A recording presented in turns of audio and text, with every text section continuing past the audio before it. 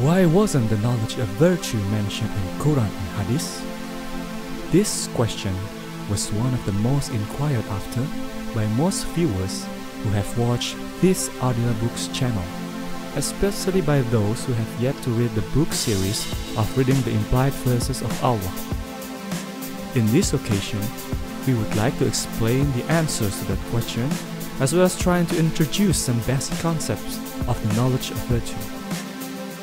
In the knowledge of virtue, there is an understanding that every action human does, no matter how it would look from the outside, whether it is considered good, bad, polite, rude, sarcastic, or cynical, always have one of two basic tendencies, either FITRAH or NAFSU. There are actions that would look bad but actually come from FITRAH. On the other hand, there are actions that would look good but actually come from NAFSU. Every time a human being chooses to use FITRAH, they would cleanse their heart, and every time they choose NAFSU instead, they would tarnish their heart. The culmination of battle between these two tendencies is what gives birth to millions of different humans' actions during every step of their lives, including this question: why wasn't the knowledge of virtue mentioned in Quran and Hadith? Let us discuss this question by considering 4 scenarios. Scenario 1. This question mainly comes from humans' hearts being controlled by FITRAH, also known as humans' Holy Spirits. Scenario 2, 3, and 4. This question comes from humans' heart being subjugated by NAFSU, namely the possessiveness, the self-righteousness, and the praise hunger. Humans' disposition to always claim privilege which rightfully only belong to Allah. Scenario 1. If the human asking the question is being won over by FITRAH, why didn't the knowledge of virtue exist in Quran and Hadith? The answer to these questions is actually within Quran. Luqman 27. And if whatever trees upon the earth were pens and the sea was ink, replenished thereafter by 7 more seas, the words of Allah would not be exhausted. Indeed, Allah is exalted in might and wise. Quran Al-Kahf 109. Say, if the sea were ink for writing the words of my Lord, the sea would be exhausted before the words of my Lord were exhausted, even if we brought the like of it as a supplement. The knowledge of virtue does not exist in Quran because its core essence is how to read the implied verses of Allah, not just the ones that are explicit. We all could agree with the definition of explicit knowledge of Allah. The implied ones, on the contrary, are spread over the whole cosmos.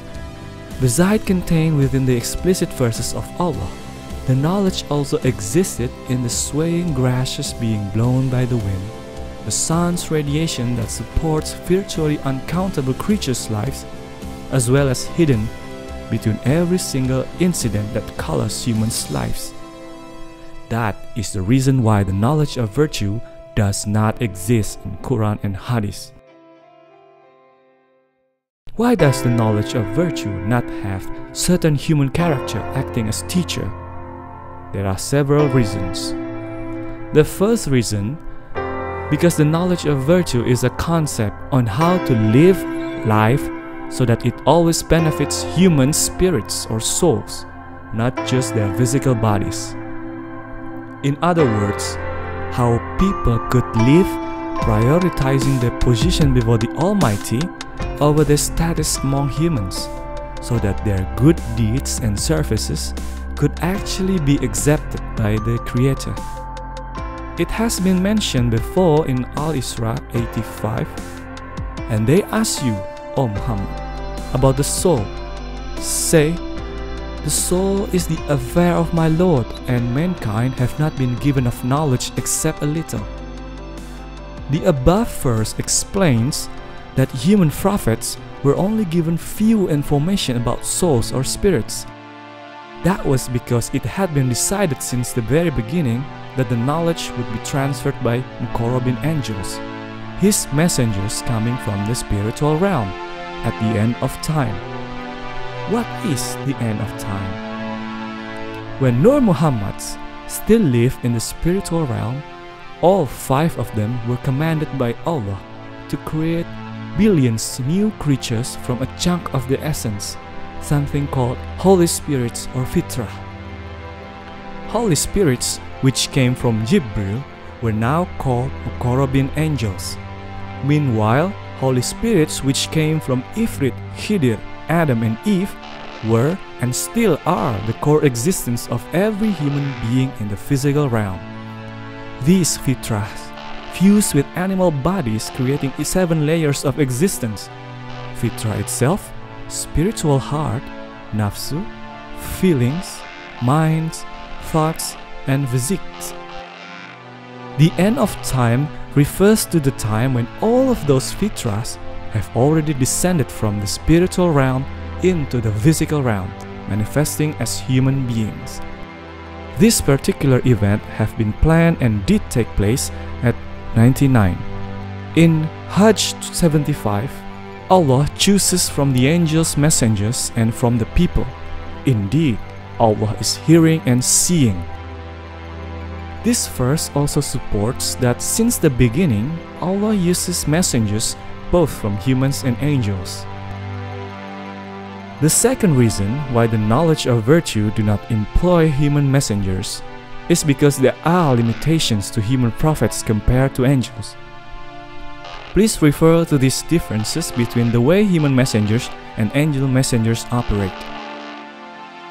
In human messengers era, the knowledge prioritized relationship among humans over personal responsibility to the Creator, while in the angel messengers era, the knowledge of virtue put more importance to personal responsibility before Allah.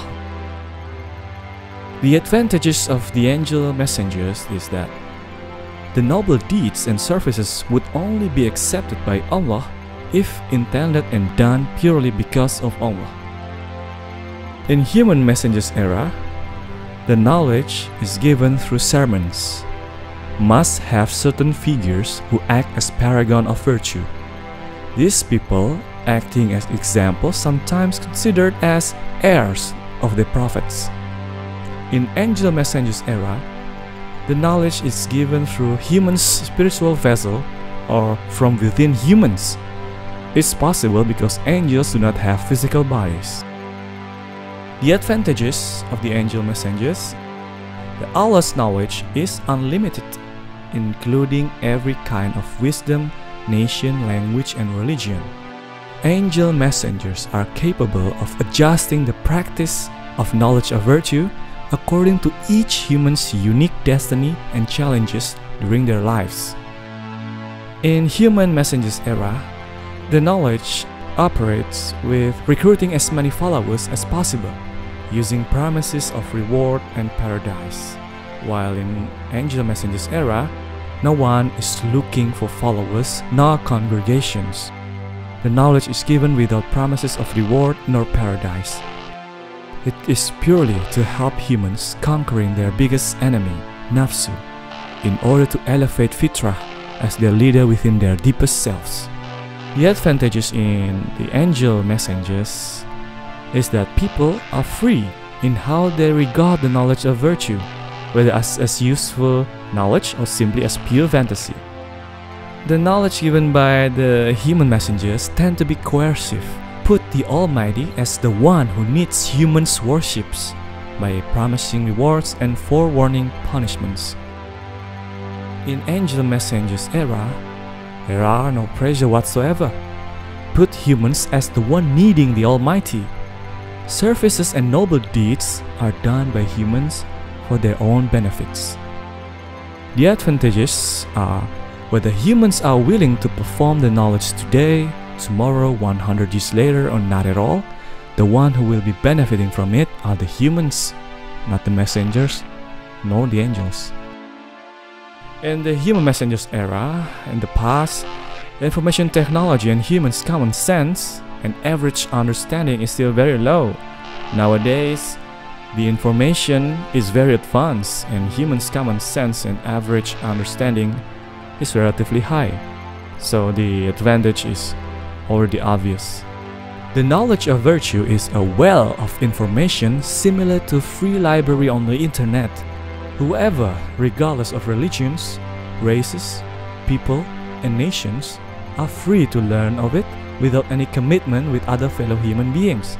Every human is purely responsible for their own actions before Allah. All of us who are involved, including the writer, are only responsible in pouring the knowledge of virtue into different medias, including writings, books, videos, and films, in order to accommodate every person willing to interact with Muqarrabin angels without any obligation or willingness to gather followers. Some people would be satisfied with these answers while the others would not. If you are among the first, then our business is concluded. The end. However, if you are among the second, then let us continue to the next important question. Why isn't the explanation enough? Humans have certain disposition within them called NAFSU. This NAFSU does not refer to libido, hunger, or other physical urges, but instead a layer of existence inside human beings which tend to wrongly utilize Allah's rightful privilege, such as the possessiveness or ego, the self-righteousness, and the praise hunger. These three nafsu are the true identity of devil, or the evil nature of humans, which have prevented a true peaceful world to ever manifest. Second scenario. If the humans who ask are being controlled by the possessiveness or ego. The possessiveness subtly encourages humans to claim everything lent to them by Allah, that when it all taken back, they never accept it. This unwillingness to let go is what in time will become unsavory actions. Although humans have already been taught that Inna lillahi wa inna ilaihi raji'un, everything comes from Allah and will return to Him. Prime example of things that can be corrupted by the possessiveness are religions, beliefs, races, skin colors, languages, nations, including every single person's opinion regarding every single topic currently trending in various media. The ego, possessiveness, or distorted pride toward these physical and non-physical aspects push humans to hate every single difference which unavoidably appears during humans' lives. Humans are not the all-encompassing.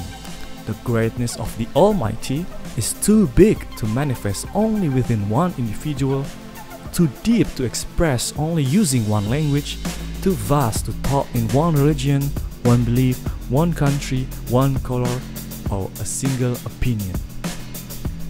The possessiveness slowly biases humans to forget that by hating every difference that occurs, humans have already overstepped the oath that Allah is great, Allahu Akbar.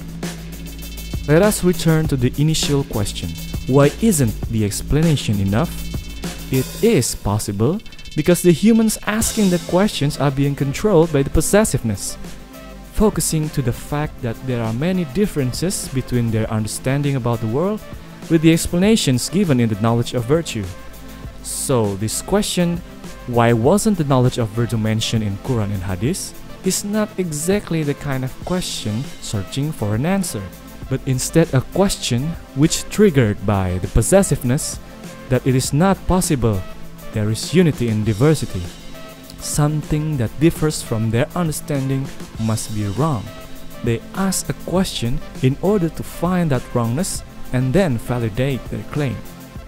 In this situation, regardless of explanation given, no matter how many proofs presented before their very eyes, it will never be enough.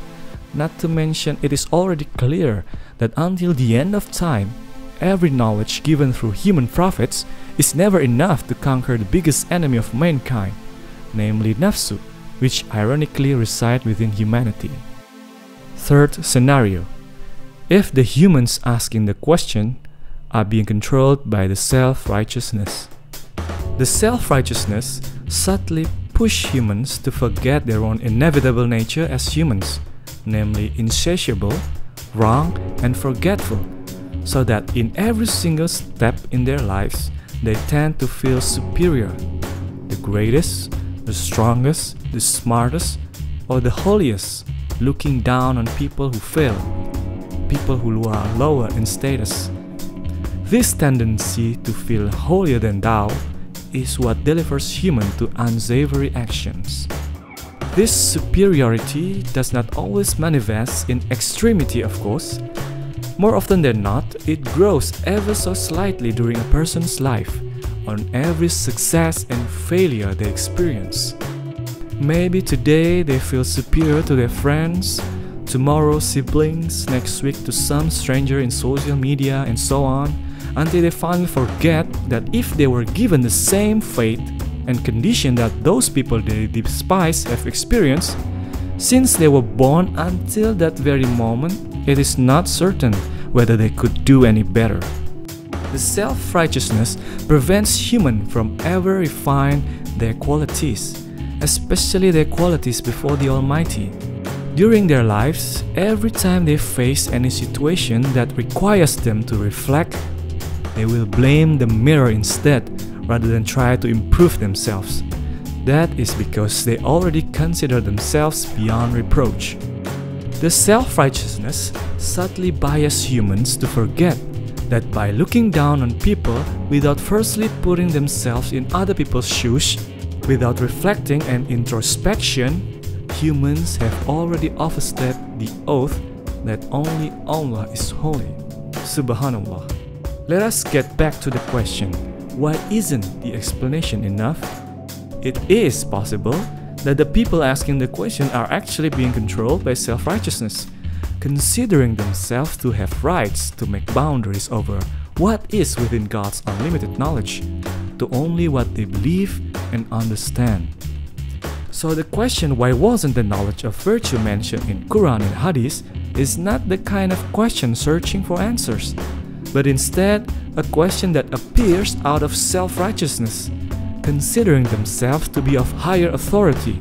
There is no way that there exists truthful knowledge outside their study all this time, as if forgetting that they are also ordinary humans who need to continuously improve themselves until death knocks at their door. In this situation, regardless of explanation given, no matter how many proofs presented before their very eyes, it will never be enough. Not to mention, it is already clear that until the end of time, every knowledge given through human prophets is never enough to conquer the biggest enemy of mankind, namely NAFSU, which ironically reside within humanity. Fourth scenario: if the humans asking the question are being controlled by the praise hunger. The praise hunger subtly push humans to have needs or even addictions to other people's approval, that their services and good deeds never actually done with pure intention only because of Allah. This disposition is the one that finally funnels humans to unsavory deeds. This tendency to crave positive reinforcement grows every time humans make their decisions in their lives. Maybe today they did good because of parents, tomorrow teachers, the day after because of friends, next week for significant other, next year for society, and so on, that when Allah tests them by not receiving praises, rewards, respect, or even thanks, they cannot accept it. Even though it is already stated that every single human action will be tested by Allah, as mentioned in Al-Ankabut 2. Do the people think that they will be left to say we believe and they will not be tried? The praise hunger subtly biases humans to forget that in every crossroad in their lives, humans are always questioned whether they put more importance to status among humans or personal responsibility to the Almighty. The praise hunger prevents humans from ever doing services and good deeds with pure intentions which accepted by Allah, because they already missed the point, preferring respect and positive reinforcements from other people. The praise hunger closes the chance for humans from ever performing all praise only to Allah. Alhamdulillah. Let us return to the initial question. Why isn't the explanation enough? It is possible because the humans asking the question are being controlled by praise hunger, so they have needs to be acknowledged by anyone they consider worthy. Thus, the question, why wasn't the knowledge of virtue mentioned in Quran and Hadits, is not exactly the kind of question searching for answers, but rather a question which opens an opportunity for them to gather an acknowledgement that they indeed wise and knowledgeable through discussions or debates which follow that question. In this situation, regardless of explanation given, no matter how many proofs presented before their very eyes, it will never be enough. Not to mention, it is already clear that until the end of time, every knowledge given through human prophets is never enough to conquer the biggest enemy of mankind, namely NAFSU, which ironically reside within humanity. Humans who are being controlled by possessiveness, self-righteousness, and/or praise hunger usually became someone who are able to read or even memorize the verses of Allah, but unable to actually perform even a single of those verses correctly.